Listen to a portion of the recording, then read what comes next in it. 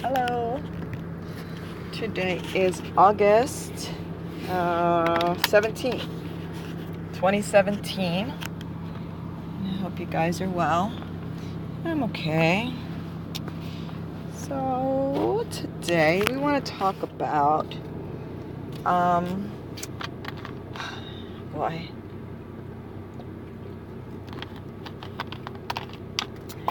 why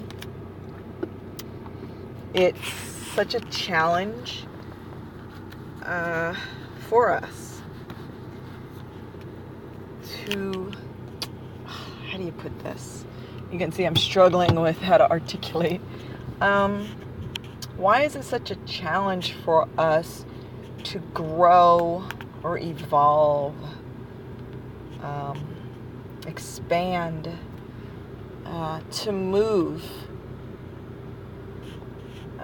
in a spiritual sense, not in an intellectual sense?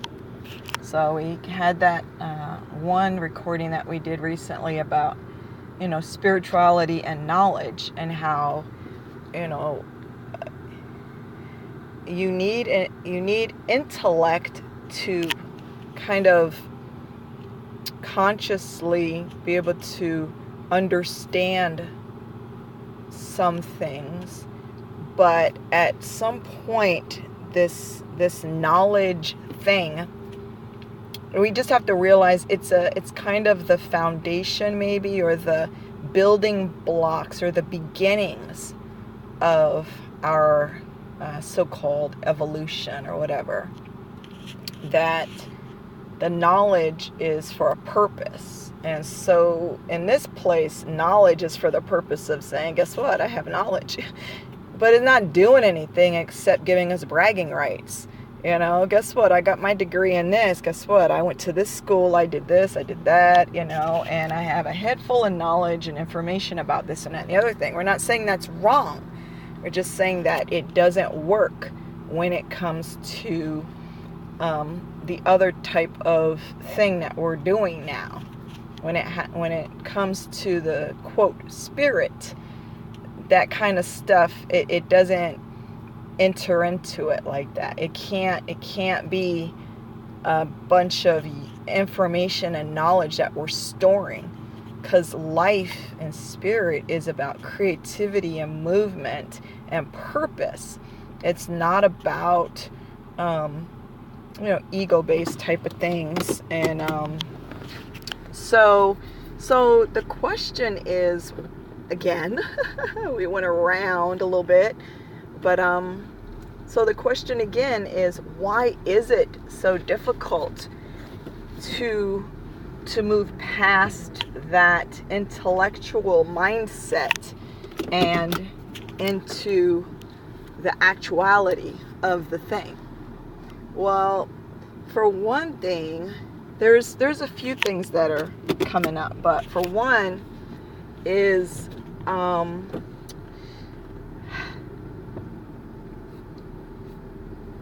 it's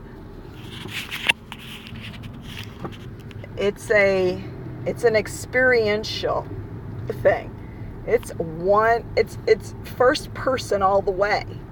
It's your own experience with this kind of what we'll call reality, and nobody else's. Although other people may share some similar experiences that you've had, yours are yours, and you may not find a whole lot of other people that are going to be feeling what you're feeling, when you're feeling it, how you're feeling it. It's yours. And that's a challenge, because when you're in new and uncharted territories, it can feel a bit floaty, like you're not grounded. And it's at those moments where we seek validation from other people. When we start to feel that way in our day-to-day lives, and you start to feel kind of like unsure, kind of like, what if this isn't this, and what if this isn't that? We just go on to some person or some website or some book or guru and say, listen, hey, this is what's going on with me. Is this right? You see? And,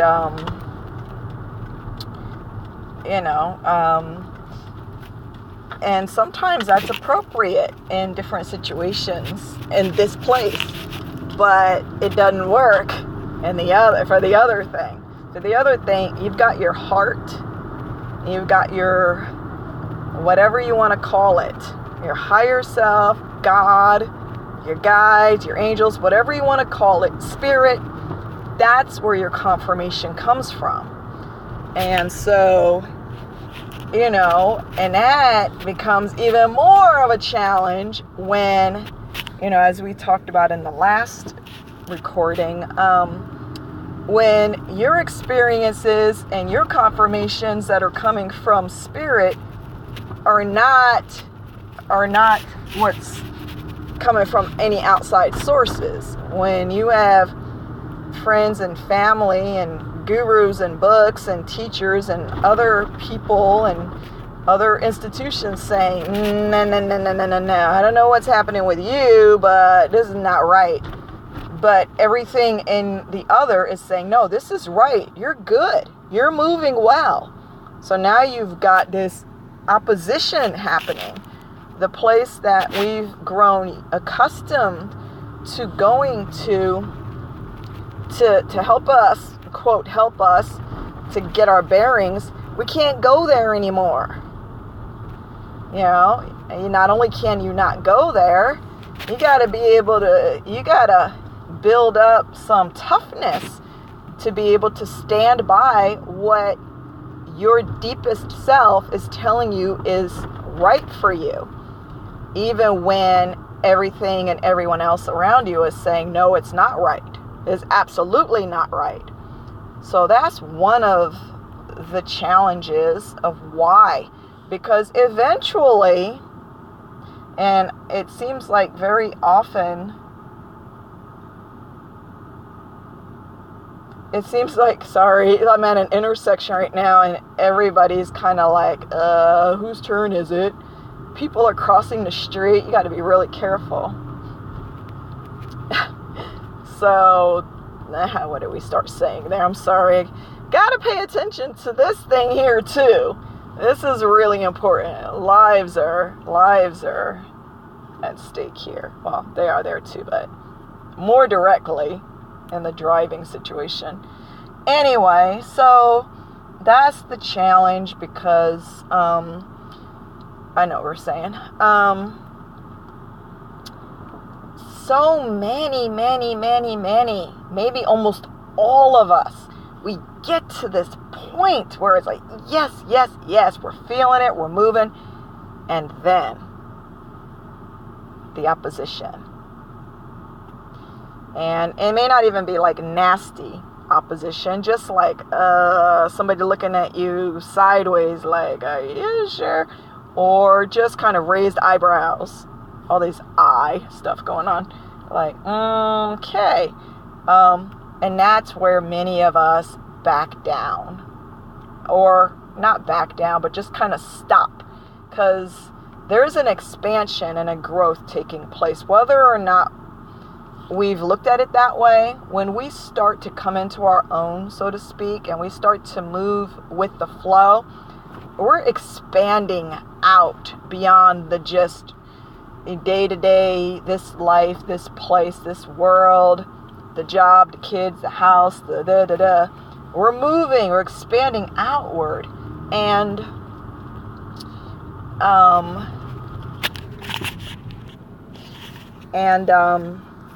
so we're expanding, but that expansion is supposed to continue, maybe forever, but it can't continue when we succumb to fear of criticism or rejection from outside. It just comes to a halt. And that's, I think, what happens to very many of us, is that it just gets stopped up because, but that's the thing about the growth and and the movement outward, that expanding thing that's happening, is that there's always, just know this, okay? There's always going to be challenges. And when we meet those challenges and say, oh, okay, good. Yeah, I got this. This is good. Guess what? You get a little breather in between, but it's not going to be a whole heck of a lot of time before, guess what? Another challenge is going to come. That's how we expand. That's how we grow, through the challenges. In this place, we try to avoid tough situations that force us to change. We avoid that shit. We're like, I feel pretty good and grounded where I'm at. But the Spirit, it teaches us in ways that calls on us to stretch ourselves farther and farther out. Always. And we, but see, the thing is, we like comfort, even if the comfort means, well, I'll just kind of do whatever I'm supposed to do here. It's going to keep things easy for me. But it's not supposed to be easy. It's not supposed to be easy. It's supposed to be tough, because we're changing. This is not kiddie stuff here. This is not baby stuff, so to speak. This is full on, man up, do the thing. It's it. This is the real thing. And it's not a judgment against people. I don't know where the hell I'm going. I was supposed to be going a different direction. Please do not hit me. If I get rear-ended, I'm like, people don't pay attention sometimes. They're fiddling around, and then before you know it, you've been hit. But anyway, so it's not easy. It's not meant to be easy. But it is what it is. And, that's it. We have to realize that this old way of conforming just to make our lives easier, that's kind of the punk way out. It is. It's kind of the punk way out. You turn. You're wussing out. You stand up. We have to have integrity for ourselves, to ourselves. Integrity to it. Because what is more important than each of us as individuals getting to know ourselves, getting to understand the world around us, getting to really, really understand, come to awareness of reality? Is making our neighbors happy more important than that? Appeasing the people around us, our friends and our family, is that more important than our growth, which is directly and indirectly going to affect the world? See? And we feel it. We feel that part of ourselves inside start to feel suffocated and closed in when we know what we feel is true, and yet we stifle it because we're afraid of the reaction of the people around us, or we'd rather just make other people happy than to continue in our growth, which is natural. It's organic that we move this way. I forgot this one was closed down. I wonder if it's opened yet. It was closed yesterday. Let's see what's going on. Anyway, so those are some of the reasons why it becomes quite the challenge to continue to grow. Oh, there's people parked out here. I think this puppy is back in business.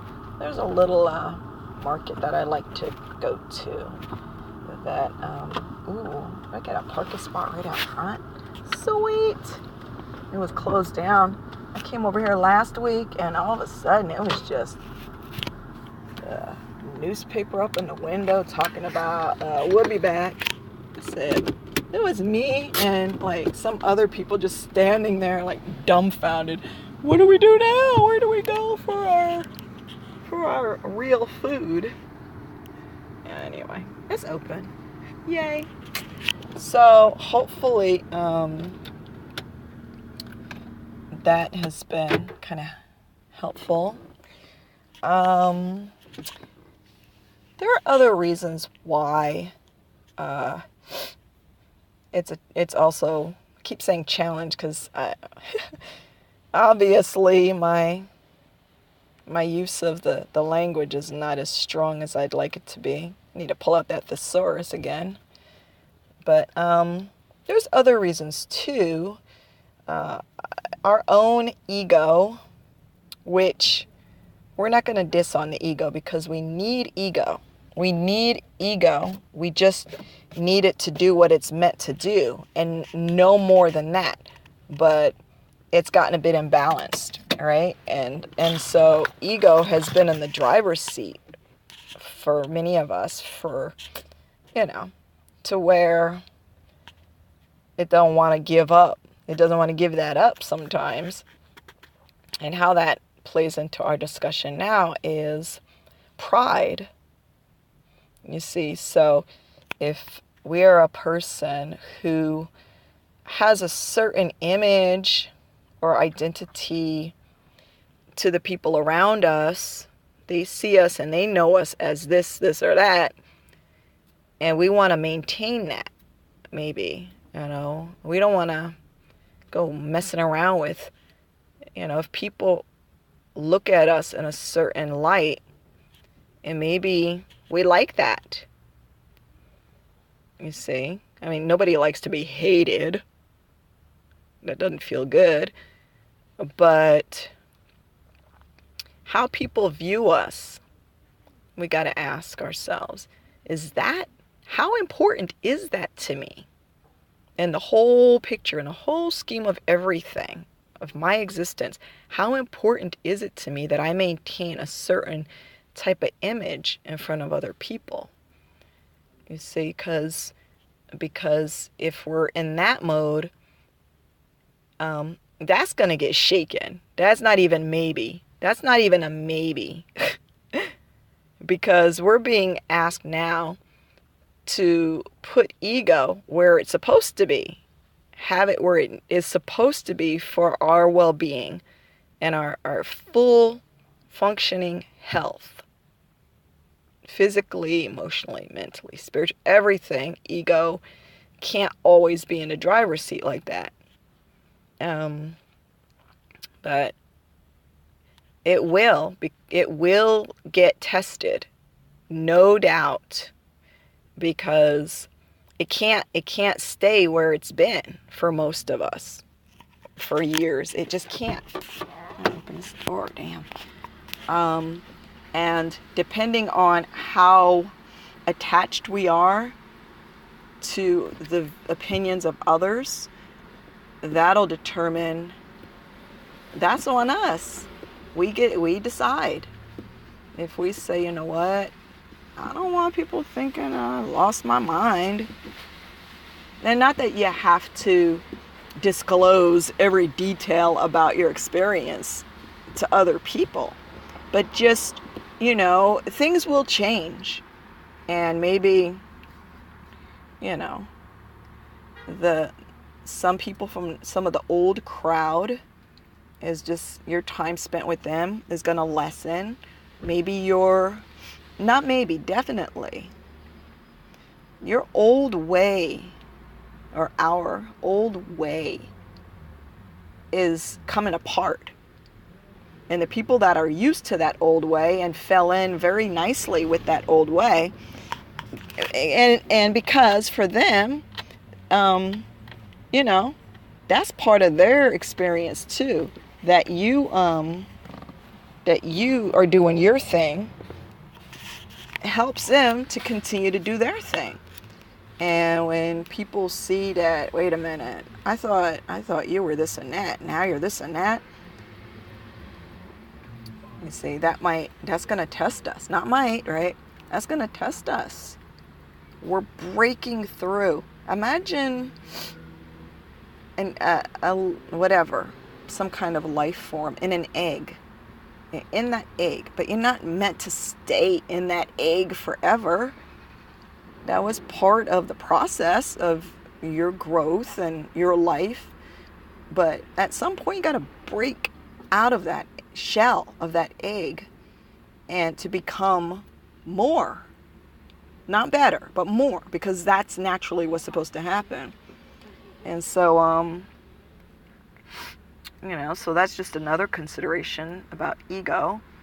And ego is important, but we'll talk about that and its place in another recording. That's not what this is about. But so our pride is going to be tested. How attached are we to our image and all that kind of stuff? So that's another challenge. And it's just a leap of faith, You can read the books, you can talk the talk, you can hold conversations with people about all of these, metaphysical or spiritual, whatever things. Yada, yada, yada, yada, yada, yada, yada. You can talk.